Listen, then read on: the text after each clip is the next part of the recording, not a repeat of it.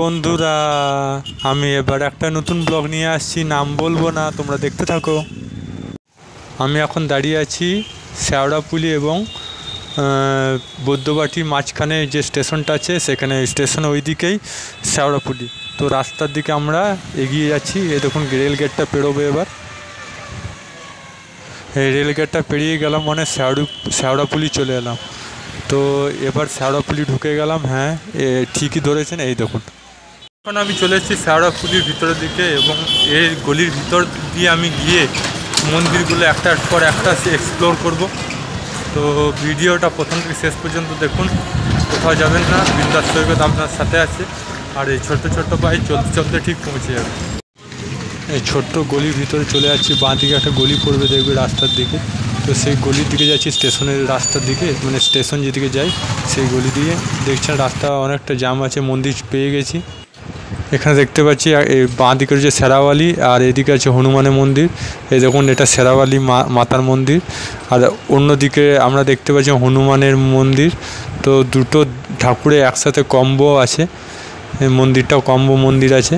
তো আমার পুজো দেওয়া হয়ে গেল হনুমান মন্দিরে গিয়ে, তার সাথে শেরাওয়ালি মন্দির, মা শেরাওয়ালি মন্দির এবং হনুমান মন্দির দুটো একসাথে ছিল, সেখানে পুজো দিয়ে কপালে আমি তিলক নিয়ে নিয়েছি।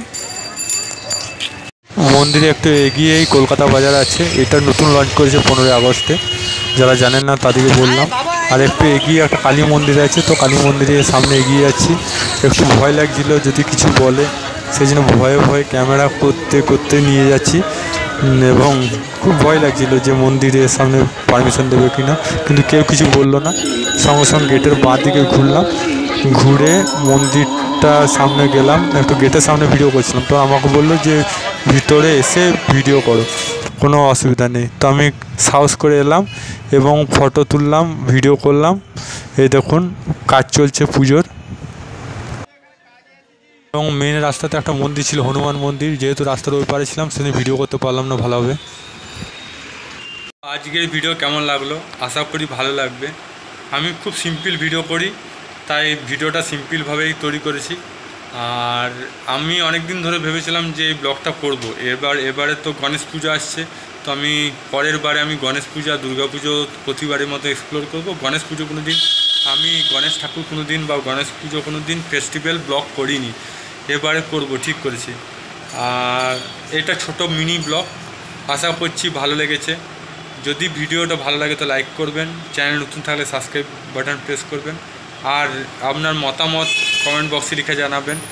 তো দেখা হবে পরের ভিডিও নিয়ে। এই ছোট্ট ছোট্ট পায়ে চলতে চলতে ঠিক পৌঁছে যাবো বিন্দাস সৈকতে, আমরা নতুন ভিডিও দেখতে পাবো।